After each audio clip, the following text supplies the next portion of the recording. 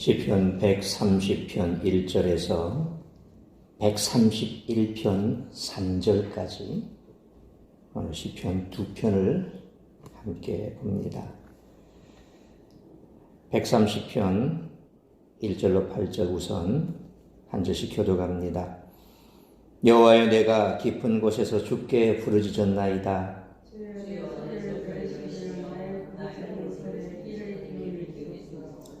여호와여, 주께서 죄악을 지켜보실진대 주여 누가 서리이까?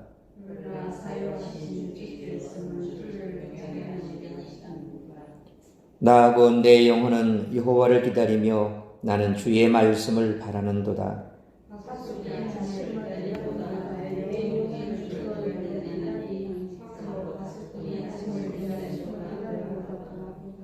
이스라엘아, 여호와를 바랄지어다. 여호와께서는 인자하심과 풍성한 속량이 있음이라.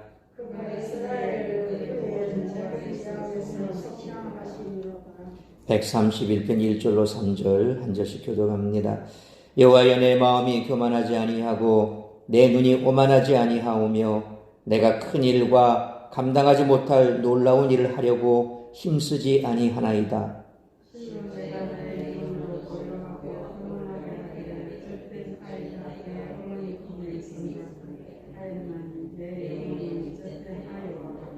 삼절 같이 읽습니다. 이스라엘아, 지금부터 영원까지 여호와를 바랄지어다. 아멘. 기도하겠습니다. 거룩하신 아버지 하나님, 은혜와 사랑을 감사합니다. 오늘도 하루 온종일 우리의 삶의 터전에서 힘써 일하다가 정한 시간 주님 앞에 나와 예배합니다. 하루 일과 가운데 내 마음을 상하게 했거나 또 여러 가지 많은 근심, 걱정, 염려가 있다 할지라도 이 시간 다 주님 앞에 내려놓고 말씀에 집중하게 하여 주옵시고 육신의 피곤함을 씻어주시고 오직 주의 은혜의 말씀 가운데 우리의 심령에 녹아지며 하나님의 은혜 가운데 우리가 깊이 들어가는 복된 시간 될 수 있도록 성령 하나님 역사하여 주시옵소서. 가정마다 다급한 소식 오가지 않게 하여 주옵시고 오직 주께서 이 시간 한량없는 은혜와 은총의 시간으로 삼아 주옵소서. 감사를 드리며 우리 주 예수 그리스도의 이름으로 기도하옵나이다. 아멘.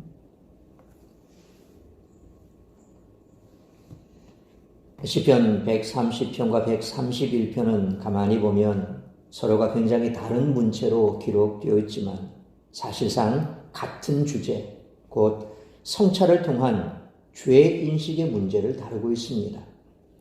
130편이 좀 더 신학적인 성찰이라고 한다면 131편은 좀 더 문학적인 성찰이라고 할 수 있습니다. 130편은 기독교 전통에서 7교의 회개시편 가운데 하나로 여겨질 정도로 죄 용서를 구하는 내용이 분명하게 드러납니다. 먼저 130편에서 순례자는 자기 마음속 깊숙이 자리 잡은 죄의 문제를 두고 신학적으로 깊이 통찰했습니다. 한 낱말을 허투루 쓰지 않고 말씀의 전통에 깊이 들어서서 하나님의 용서하심을 곱씹으며 깨달아갔습니다. 그래서 5절에서 여호와의 임재를 말씀과 동일시하고 있는 특징을 보입니다. 결국 순례자가 처음에 기도의 목소리를 높였던 1절의 깊은 데는 스스로 올가매고 있던 죄였음을 깨달았습니다. 자신은 잘못이 없는데 외부의 적대 세력에게 공격을 받고 있다고 여기는 자만이었다는 거죠. 거기서 스스로 벗어나는 것은 불가능합니다. 여호와와 올바른 헤세드, 그 헤세드의 관계를 되찾으면 여호와께서 그 깊은 죄의식에서 건져 주신다는 것입니다. 이 헤세드라고 하는 히브리 말 인자 혹은 자비, 은혜, 사랑 이런 내용으로 번역이 됩니다. 굉장히 다양하게 그렇게 한글로 번역이 됩니다. 특히 이 사랑에 있어서는 힘과 또 불변성 그런 것들을 내포하고 있습니다. 그러니까 하나님의 인자는 변함이 없습니다. 하나님의 자비 또한 변함이 없습니다. 그리고 하나님의 은혜 또한 변함이 없습니다. 그리고 그 능력 또한 크시다는 거죠. 그래서 헤세드다라고 했을 때 하나님께서 그것을 하나님의 입장에서 표현한다면 바로 이런 불변, 힘, 사랑까지도 포함하는 인자, 자비, 은혜, 사랑 이런 내용으로 번역이 되겠죠. 그래서 헤세드를 베푸는 여호와 앞에서의 경외의 헤세드, 또 인간편에서의 헤세드라고 본다면 그것은 충성이요 헌신으로 번역이 되겠죠. 그래서 여호와 앞에서의 경외 헤세드로 겸허하게 서서 스스로를 제대로 보는 것입니다. 문제의 원인을 성급하게 바깥으로 돌리기 전에 먼저 자신을 돌아보고 자신도 잘못될 수 있다는 사실을 인정하는 것이 하나님과의 올바른 관계라는 것입니다. 여호와의 임재를 통해 평화를 찾는 순례자의 여정은 이제 여기까지 왔습니다.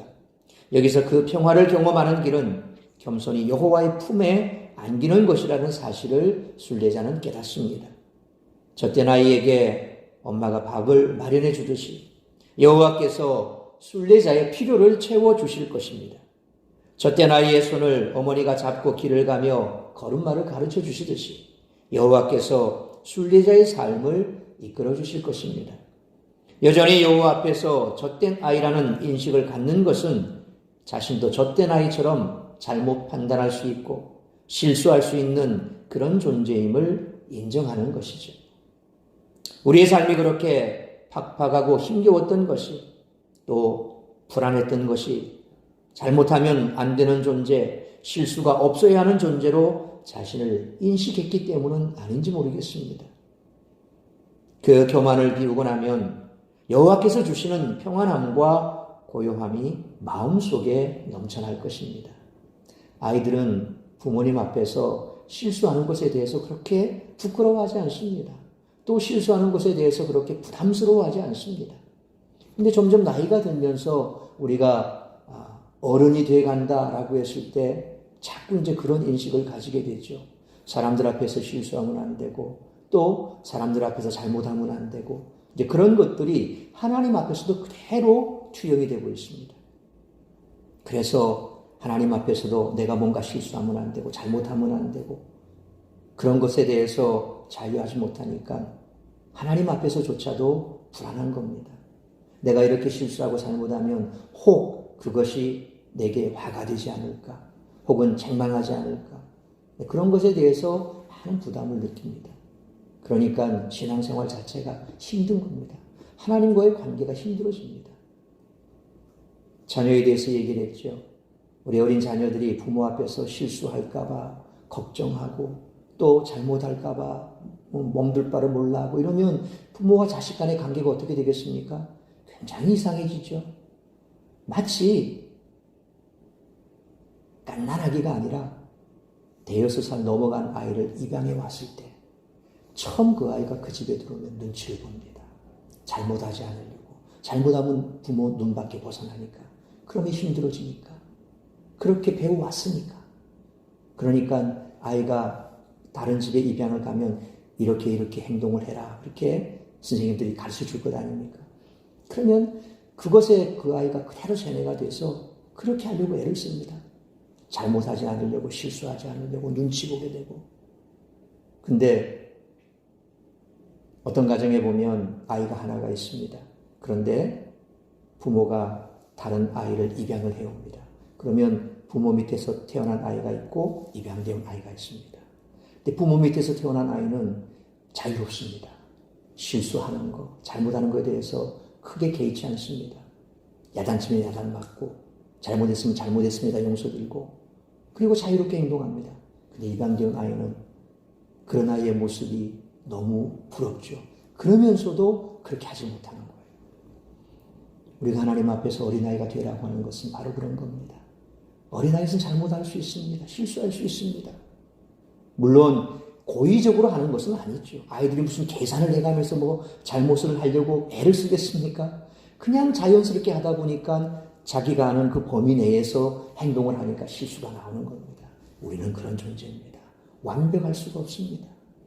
그렇게 어린아이가 되면, 하나님 앞에서 어린아이가 되면 자유함을 누릴 수가 있고 평안함을 얻을 수가 있다는 거죠. 마치 오늘 시인이 순례자가 자신을 젖된 아이에 비유하고 있는 것은 바로 그런 의미라는 겁니다. 우리를 비우면 됩니다. 하나님 앞에서 우리가 어떤 존재인가를 알면 됩니다. 그리고 하나님 앞에서 좀 더 자유로운 교제를 가지면 되는 겁니다. 오늘 이 두 시편이 바로 우리가 배울 수 있는 귀한 교훈이 이런 겁니다. 앞서 설명드린 것처럼 오늘 본문의 두 시편은 모두 하나님을 간절히 바라는 노래입니다. 따라서 이 시편을 묵상하면서 하나님을 바라는 사람이 어떤 태도를 가져야 하는지, 그런 태도를 가진 사람에게 어떤 은혜가 임한지에 대해 우리가 깨달아야 할 것은 첫째로 130편 1절로 4절 말씀처럼 통회하는 마음 없이는 하나님께 가까이 나아갈 수 없다는 것입니다. 130편은 죄로 인한 고통을 표현하며 하나님께 용서를 구하는 노래입니다. 순례자는 1절로 2절 말씀처럼 하나님께 자신이 깊은 곳에서 부르짖는다 그렇게 탄식합니다. 깊은 곳에서 믹막 마킴이라고 하는 이 히브리 말은 원래 깊은 바다를 일컫는 말입니다. 그래서 이 세상과 동떨어진 곳, 죽음과 암흑, 존재 없음을 뜻하는 수울과 같은 곳으로 바로 깊은 곳에서라는 믹바마킴이라고 하는 이 단어가 그런 것과 연관이 있습니다. 그래서 하나님께서 멀리 떨어져 있는 그런 곳을 가리키는 것이죠. 순례자는 여전히 120편에서 느꼈던 피해의식에 사로잡혀 있는 듯합니다. 우리가 120편을 살펴보면 앞에 내용들을 가만히 읽어보면 굉장히 많은 상처가 있었던 것을 알게 됩니다. 1절에 보니까 내가 환난 중에 여호와께 부르짖었더니 내가 응답하셨도다. 여호와여 거짓된 입술과 속이는 혀에서 내 생명을 건져주소서. 지금 누군가가 자신을 모함하고 있고 그리고 또 속이는 그러한 상태에 있다라는 겁니다. 너 속이는 혀여 무엇을 내게 주며 무엇을 내게 더할고. 사람과의 관계 속에서 보면 항상 이런 말로 인해서 혹은 감정으로 인해서 많은 상처를 받게 됐죠.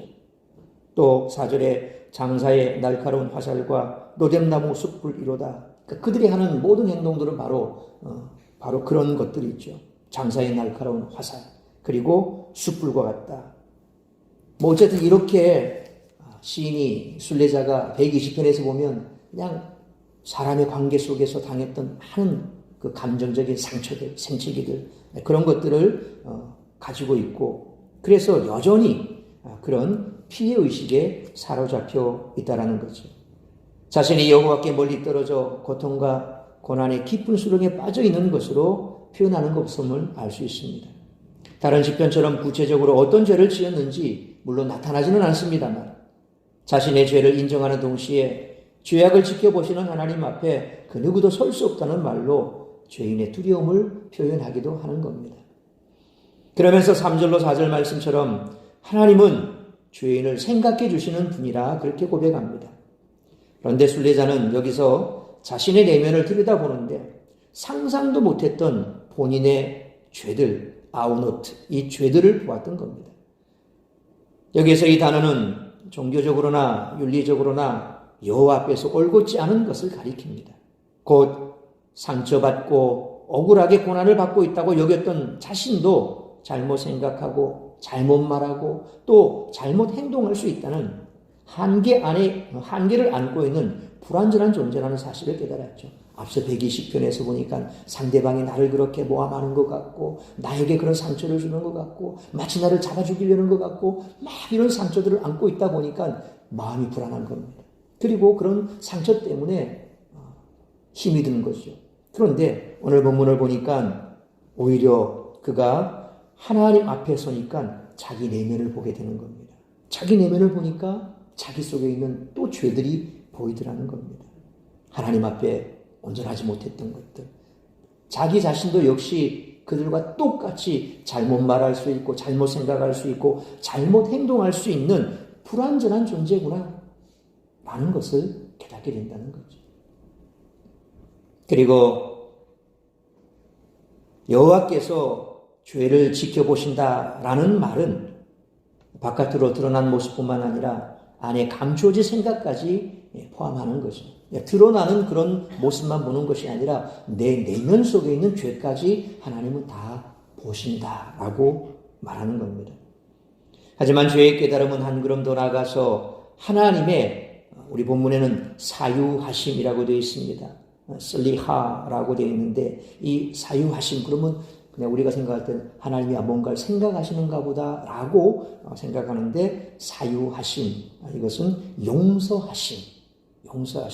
그러니까 내가 하나님 앞에 내 죄를 깨달았는데 더 깊이 들어가 보니까 하나님께서 내 죄도 용서하시는구나 하는 것을 깨닫는 거예요. 사실 이 썰리하라고 하는 이 단어는 뿌리다, 물 같은 걸 뿌리다라는 말, 혹은 또 뭐 이렇게 문질러서 벗겨내다, 뿌리다, 벗겨내다라고 하는 그런 기본적인 뜻을 가지고 있습니다. 이것은 완전한 용서의 개념으로 오로지 하나님만 주어로 쓰이는 단어입니다. 그러니까 하나님께서 우리의 죄를 벗겨내고 또 우리의 죄를 씻어주시고 깨끗하게 하시고 그렇게 용서하신다라는 그런 개념으로, 그것은 인간이 할 수 없는 거죠. 하나님만이 할 수 있는 겁니다. 그러니까 한계를 지닌 불완전한 순례자는 완전하신 여호와 앞에서 자신을 들여다본 뒤에야 비로소 자신의 마음속에서 평화를 앗아가는 것이 바깥의 적대 세력이라기보다는 오히려 자신 안에 깊숙이 자리 잡고 있던 죄, 곧 자기는 옳았다는 생각이었음을 깨닫게 된다는 겁니다. 내가 완전하다고 느끼면 남이 나에 대해서 뭐라 그러면 못 견딥니다. 또 자기 자신이 문제가 없다라고 생각하면 자꾸 타인이 자신에 대해서 뭐라고 한다고 얘기를 합니다. 근데 나도 내가 상대방에 대해서 불평불만을 할 수 있지만 또 역시 나도 상대방에 대해서 똑같은 존재다. 나도 그럴 수 있다. 그 사람 눈에는 내가 그렇게 보일 수 있다. 라고 나 역시도 저 사람과 똑같은 존재야. 라고 한다면 오히려 우리가 생각이 한층 더 그들과 다른 생각으로 나아갈 수 있는 거죠. 보통 사람들은 그렇게 생각하지 않거든요. 그래서 우리가 예수 믿는다는 것이 세상 사람들과 조금 다르게 보일 수 있는 게 반응이 다르다는 겁니다. 보통 사람들은 다 방어기제가 있습니다. 누군가가 찌르면 거기에 움찔하고 손이 나갑니다. 그런데 예수님이 말씀하신 것처럼 네 왼뺨을 때리면 오른뺨도 돌리더라. 그러니까 예수님의 말씀을 우리가 늘 묵상하다 보면, 또 말씀 앞에 있다 보면 세상 사람들이 반응하는 것과 조금 다른 방법으로 우리가 반응을 하게 되는 것이 바로 이런 겁니다. 하나님 안에서, 말씀 안에서 우리 자신을 보니까 나 역시도 똑같은 거구나. 내가 누구를 뭐라 할 수 있을까?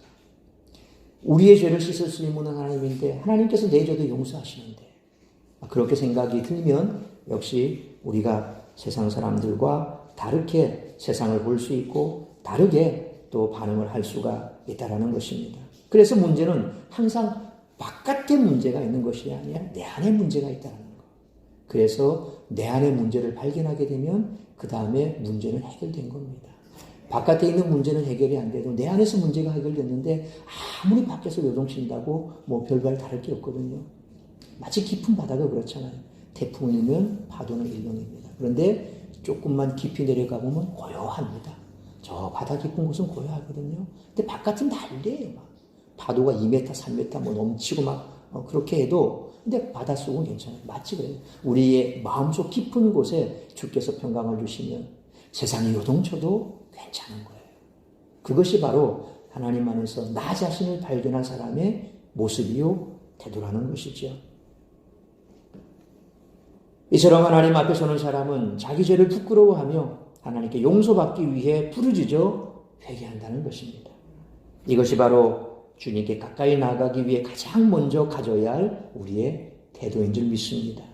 그러므로 사람은 모두 죄인이기 때문에 이렇게 통회하는 마음이 없이는 하나님께 가까이 나아갈 수 없으므로 날마다 말씀 앞에서 우리 자신을 비춰보고 회개하는 우리 모두가 되시기를 축원합니다. 두 번째로 5절로 8절 말씀처럼 말씀을 진심으로 사모하고 마음속 깊이 새겨야 한다는 것입니다.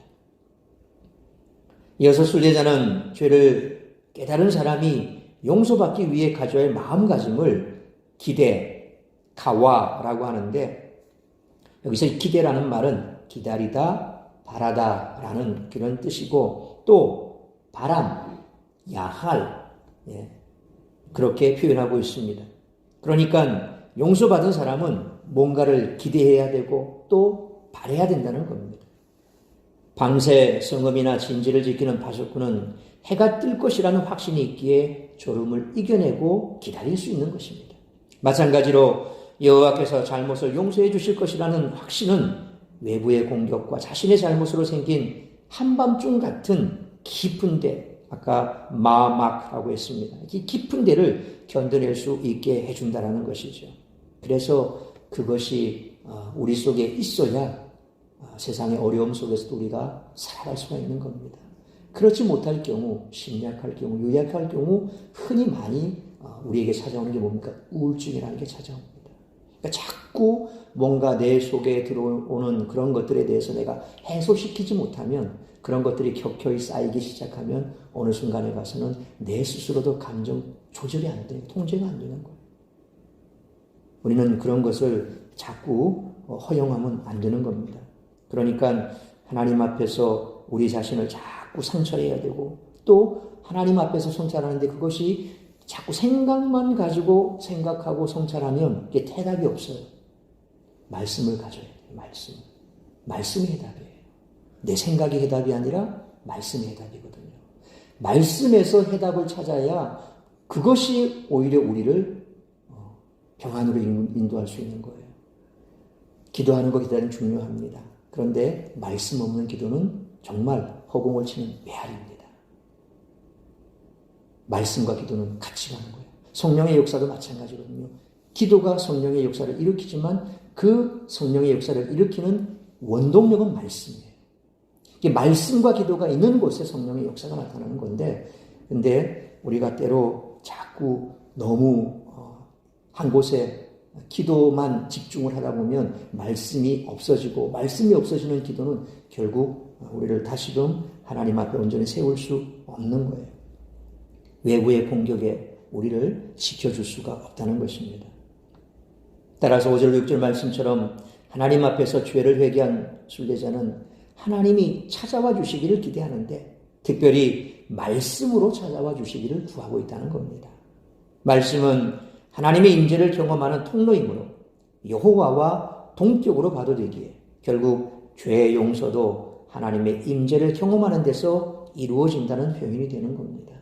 그러니까 그냥 기도하고 용서받았다, 기도하고 용서받았다 이것만 반복하다 보면 어느 순간에 가서는 의구심이 생겨요. 정말 용서받았을까? 루터가 그랬거든요. 그가 하나님의 말씀에 들어가기 전에는 열심히 수도사로서 기도를 했거든요. 근데 기도하면 기도할수록 더 미궁에 빠지는 거예요. 마귀는 와서 계속해서 참소합니다. 견딜 수가 없는 거예요. 그러자 그의 스승이 말씀을 보라고 가르쳐줘요. 사실 중세 수도사들은 이게 다 이 라틴어 성경 타락했을 때는 성경도 잘 못 봐요. 이렇게 사제가 돼도 성경을 못 읽어. 라틴어 공부를 제대로 안 하고. 그러니까 그들은 항상 기도문이 있거든요. 짜여진 기도문이 있습니다. 어떤 때는 이런 기도문, 저럴 때는 저런 기도문이 지금도 그래요. 가톨릭은 기도문이 따로 있어요. 외우는 기도문이 마리아 성가도 있고 뭐도 있고 그래서 어떠할 때 이런 기도 저럴 때 기도 주문 외우듯이 그렇게 해요. 그들도 마찬가지예요. 그렇게 하다 보니까 뭔가 아무리 기도를 해도 해결되는 건 없는 거예요. 근데 그의 스승이 성경을 읽으라고 하는 거예요. 그는 그 성경을 읽으면서 드디어 답을 찾는 거예요. 로마서 1장 17절 말씀, 오직 의인은 믿음으로 살리라. 그 말씀에서 그가 지금까지 가져왔던 그 모든 해답을 얻게 되는 거예요. 말씀이구나. 그래서 루터가 종교개혁을 일으키자고 한 것이 아니라 하나님의 말씀에 들어가 보니까 지금까지 자기가 걸어왔던 그 모든 길들의 모순들이 다 보이는 거예요. 그리고 지금 하고 있는, 이 가톨릭이 하고 있는 그 문제점들이 보이는 거예요. 그래서 비텐베르크 성당 문 앞에 95개 반박 조항문을 내걸면서 너희들이 말하는 이것에 대해서 나하고 한번 대화해보자. 쭉 나열하잖아요. 그게 도화선이 돼서 종교개혁이 일어났는데 사실 루터는 종교개혁을 일으키자고 한 게 아니에요. 그러면서 그 뒤로 그가 보름스에서 가서 재판도 받고 도망자 신세가 되어서 갔을 때 가장 먼저 한 게 뭐냐면 성경을 독일어로 번역한 거예요. 그는 깨달았거든요. 하나님의 말씀이라는 거. 말씀에서 부서지면 문제는 해결되는 거예요. 근데 우리가 그 말씀에 이르지 못하니까 결국 루터가 가셨던 것처럼 아무리 기도를 해도 그 기도가 허물 주는 기도. 내가 그 기도한 것에 대해서 응답을 받을 수 있을까? 내가 기도한 것이 과연 어떻게 될 것인가? 나의 내 죄는 용서를 받았을까? 성경을 보면 나와 있지 않습니까? 왜 그렇게 되는지 원리가 나와 있고 어떻게 되는 건지 다 밝혀지고 있거든요. 그래서 오늘 순례자가 말씀을 간구하는 게 그겁니다. 말씀으로 찾아와 주시길, 여호와를 만나길 원하고 또 여호와께서 나의 죄를 사해 주시고 그래서 내 죄가 사해졌음을 정말 확실할 수 있도록 찾아와 달라고 하는데 말씀으로 찾아와 달라 그렇게 표현하고 있습니다. 결국 하나님을 임재하는 것은 말씀입니다. 말씀밖에 없다는 겁니다. 이 말씀 속에 하나님이 계시는 겁니다. 왜냐하면 이 말씀은 하나님의 말씀이기 때문에 그렇습니다. 그렇게 순례자는 파수꾼의 아침을 간절히 바라는 것보다 하나님의 말씀을 더 간절히 바라고 있다라고 고백하지 않습니까? 순례자는 이제 개인의 깨달음을 공동체 차원으로 확장해서 7절 말씀처럼 이스라엘아 여호와를 바랄지어다. 여호와를 바란다는 게 뭡니까? 하나님의 말씀의 임재를 바란다 그랬거든요. 본인이 하나님의 말씀이 찾아오기를 바란다 그랬거든요. 그런 하나님의 말씀 안에서 모든 것을 깨달았거든요. 자기의 죄도 깨달았고 그 죄에 대해서 어떻게 할 것인가도 깨달았고 그래서 이스라엘 백성들에게도 여호와를 바랄지어다. 하나님의 말씀으로 들어가라고 그렇게 선포한 겁니다. 여기서는 죄의 용서의 절대 주체이신 하나님의 속성, 헤세드, 인자함이라는 말로 표현하는데 구약 성경에서 이 단어는 하나님과의 온전한 관계성에 대해서 표현을 합니다. 그런데 그런 관계를 되찾는 것이 바로 여호와의 임재를 통한 평화라고 할 수 있는 겁니다.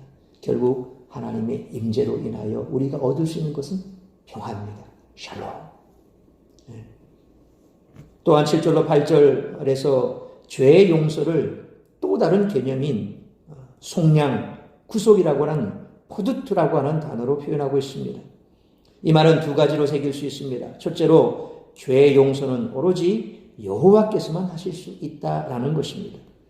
스스로 죄의식에 사로잡히거나 죄를 외면할 것이 아니라 피조물로서 창조주신 여호와께 경외의 헤세드를 돌려드리면 된다는 것을 가르치고 있습니다.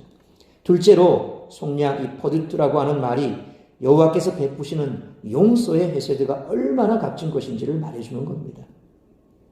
여호만이 우리의 죄를 용서하실 수 있고 또 그것이 얼마나 값진 것인가 그것을 우리가 깨달아야 된다는 겁니다.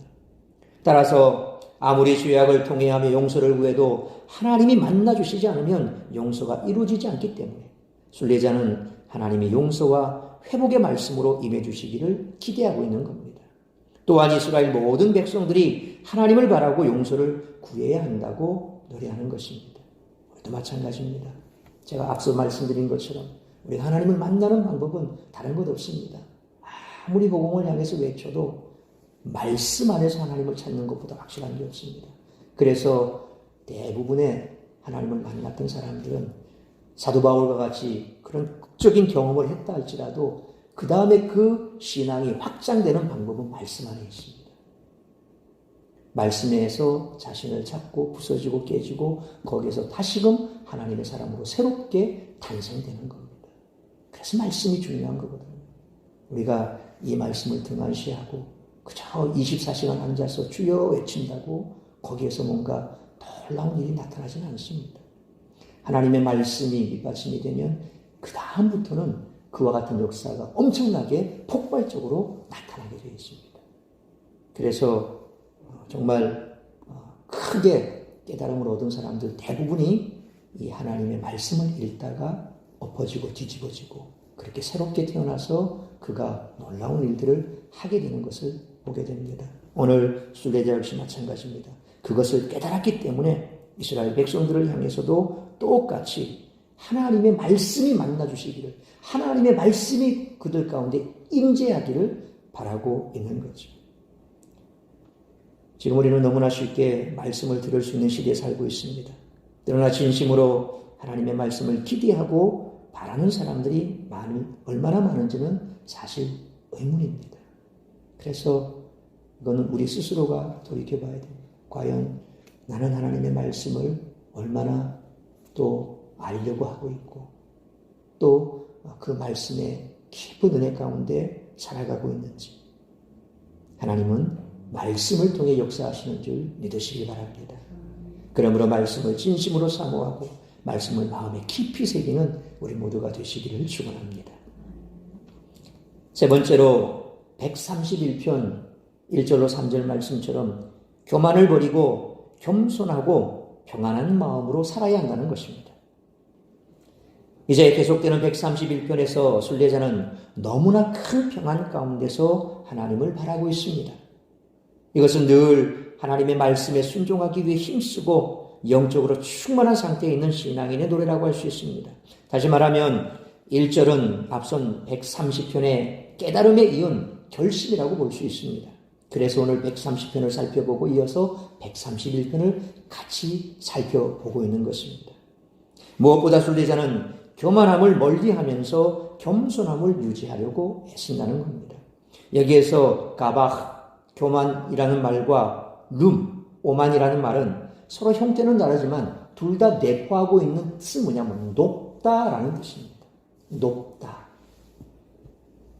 본문은 교만을 좀 더 구체적으로 표현하는 두 가지 개념을 말하는데, 정치, 사회적 관점에서 큰 일들, 오늘 1절 내용에 보면 큰 일들, 그들롯라고 하는데, 이 큰 일들이라는 것은 어떤 사람에게 너무 과중해 그것을 말할 수 없는 임무나 맡을 수 없는 임무나 의무들, 그러니까 도저히 감당할 수 없는 그런 일들에 대해서 얘기하는 것이고, 또 종교적, 정신적인 관점에서 놀라운 일들이라고 되어 있는데, 니플라우트라고 하는 이 말은 너무 신비롭고 어려워서 해결할 수 없는 문제, 그러니까 큰 일들 그리고 놀라운 일들, 이와 같은 일들을 하려고 힘쓰지 않겠다라고 지금 고백하고 있습니다. 우리 보통 사람들은 믿음이 있으면 그걸 할 것이다 라고 얘기를 하거든요. 근데 때로 이것이 교만일 수 있습니다. 오만일 수 있습니다. 그렇게 하겠다라고 했을 때 그 마음속에는 누가 있습니까? 내가 있는 거예요. 나는 할 수 없습니다. 나는 그런 일을 못합니다. 라고 하는데 하나님께서 하라라고 하면 하나님이 말씀하시니 제가 하겠습니다. 라고 하는 것과 믿음이 있으니까 하나님께서 도와주시면 하겠습니다. 천냥지차입니다. 그 결과는 완전히 다릅니다. 그래서 때로 우리가 뭔가 성령 충만해서 믿음 충만할 때 조심해야 될 게 바로 이런 겁니다. 내 믿음 같으면 지금 뭐든지 할 수 있어 라고 하면 그 속에는 내가 있는 거예요. 그리고 그 결과에 대해서 내가 영광을 취하려고 해요. 뭔가 내 뒤에 엄청난 후광이 나오는 것처럼 그렇게 교만해지는 거예요. 그런데 나는 안 됩니다. 나는 못합니다. 하나님께서 하나님의 영광을 위해서 네가 해야 된다 라고 했을 때, 저는 못하지만 하나님이 하라시니 하겠습니다 라고 했을 때 그 이후에 나타난 엄청난 결과에 대해서 그 사람은 침묵합니다.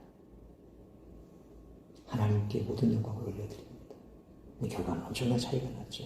오늘 시인은 그것을 깨달은 거예요. 순례자는 그걸 깨달은 거예요. 하나님의 말씀 안에서 자신의 죄를 발견하고 그동안 다 그냥 이 풍랑 쓰는 게 바깥에서의 문제 때문에 내 속에 이런 풍랑이 일었다라고 생각을 했었는데, 알고 보니까 내 안에 그 문제가 있다는 거예요. 그것을 깨닫고 나니까 그 다음에 하나님의 말씀이 나를 붙들어 주시기를 간절히 사모하고 그렇게 와서 이제 그걸 결심하는데, 그 결심이 바로 이런 거예요. 큰 일들 그리고 놀라운 일들, 그런 것에 대해서는 내가 하겠다고 힘쓰지 않겠습니다.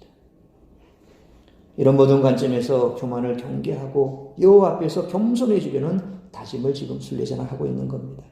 다시 말하면 주님 안에서 충만한 상태로 살기 때문에 자칫 교만한 마음을 품고서 자기가 대단한 존재인 양 착각해서는 안 된다는 사실을 잘 보여주는 거죠.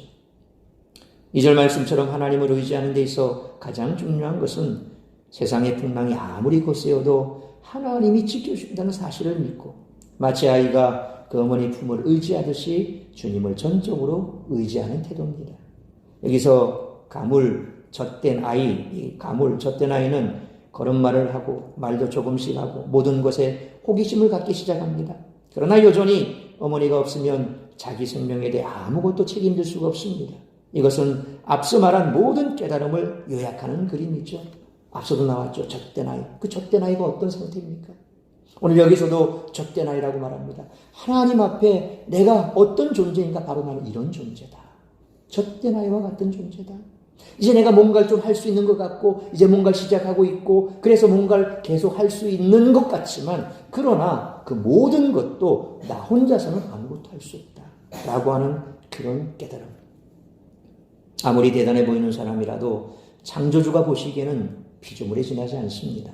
젖된 아이가 어머니 품에서 비로소 평안함과 고요함을 되찾고 잠드는 것처럼 인간은 창조주 안에서 평안을 얻습니다. 한마디로 내 힘으로 무엇인가를 이루겠다는 교만을 버리고 하나님이 모든 것을 이루어 주실 것을 기대하는 태도입니다. 하나님과의 관계에서 가장 이상적인 모습이라고 할 수 있습니다. 우리 모두가 이런 깊고 참된 평안을 누릴 수 있기를 축원합니다. 3절에서는 앞선 130편 7절에서처럼 시선을 공동체로 돌려서 이스라엘아 여호와를 바랄지어다 라고 선포합니다. 이것은 깨달음의 공간적인 확장입니다. 이와 더불어 본시편에서 순례자는 지금부터 영원까지라고 하는 이 깨달음의 시간적인 확장도 선포를 하고 있습니다. 개인의 경험이 민족의 경험이 되기를 기원하는 기도로 본시편을 끝맺고 있음을 볼 수가 있습니다. 그러니까 나 하나로 그런 깨달음을 얻고 나 하나로 그렇게 믿음의 삶의 모습으로 나아가는 것이 아니라 내가 이렇게 깨달은 것 그것도 우리 온 공동체가 함께 그것을 깨달았으면 좋겠다. 그리고 그 깨달음이 지금부터 계속해서 영원까지 이어졌으면 좋겠다. 라고 하는 그런 내용으로 끝을 맺죠. 그러므로 교만한 마음을 품고서 자기가 대단한 존재인 양 착각해서는 안 되고 마치 아이가 그 어머니 품을 의지하듯이 주님을 전적으로 의지함으로 내 힘으로 무엇인가를 이루겠다라고 하는 교만함을 버리고 하나님이 모든 것을 이루어 주실 것을 기대하며 겸손하고 평안한 마음으로 살아가는 우리 모두가 되시기를 축원합니다. 사랑하는 성도 여러분, 하나님을 멀리하고 죄에 빠지면 가장 먼저 평안과 안식을 잃어버립니다. 세상에서 아무리 성공했다고 해도 하나님과 말씀으로부터 멀어지면 그 심령은 전쟁터가 될 수밖에 없습니다. 세상에서 열심히 살다가 한 단계 더 올라가려고 애쓰다가 하나님과 말씀을 멀리하고 되긴 않습니까? 그러므로 세상이 줄 수 없는 평안과 기쁨이 주님께 있음을 기억하고 말씀을 진심으로 사모하고 말씀을 마음에 깊이 새기며 교만을 버리고 겸손하고 평안한 마음으로 주님이 주시는 놀라운 평안과 안식을 누리며 살아가는 우리 모두가 되시기를 주님의 이름으로 축원합니다. 기도하겠습니다. 거룩하신 아버지 하나님, 은혜와 사랑을 감사합니다. 오늘도 말씀으로 우리에게 다가오심이 감사합니다. 세상 가운데서 때로 풍랑이는 그곳에서 우리가 어려움을 겪을 때 세상의 풍랑 때문에 내가 어려움을 겪는다라고 때로 그렇게 생각할 때가 있습니다. 그러나 하나님 안에서 말씀 안에서 우리 자신을 돌아보면 세상의 풍랑이 나를 힘들게 하는 것이 아니라 내 속에 있는 그런 것들이 바로 죄악되는 것들이 하나님으로부터 멀어진 것들이 나를 오히려 더 힘들게 하고 있음을 우리가 깨닫게 됩니다. 그럴 때에 말씀 안에 들어가서 우리 자신을 돌아보고 다시금 겸손하게 하나님만을 바라보며 나아갈 수 있기를 원합니다. 우리가 믿음 안에 서서 하나님께서 주시는 힘과 능력으로 모든 것을 할 수 있다라고 할 때 오히려 더 겸손해지기를 원합니다. 내가 할 수 있는 것은 아무것도 없습니다. 주님께서 우리에게 힘 주시고 능력 주실 때에 하나님의 영광을 위해서 하나님께서 하라고 하신다면 그때 우리는 할 수 있습니다. 그러므로 항상 겸손하게 하나님께서 나에게 주시는 말씀대로 그 말씀 앞서가는 것이 아니라 말씀을 쫓아가는 삶을 살아가는 우리 모두가 되게 하여 주옵소서. 말씀의 깊은 곳에서 날마다 은혜의 생수를 길어올리며 그 생수를 통하여서 우리의 생이, 우리의 영혼이 살아나고 또 우리만 살아가는 것이 아니라 우리 주변에 그리고 우리 믿음의 공동체 안에 있는 자들도 함께 그 영생수를, 생명수를 같이 마실 수 있는 믿음의 공동체로 만들어가는 우리 모두가 되게 하여 주옵소서. 이 모든 말씀 우리 주 예수 그리스도의 이름으로 기도하옵나이다.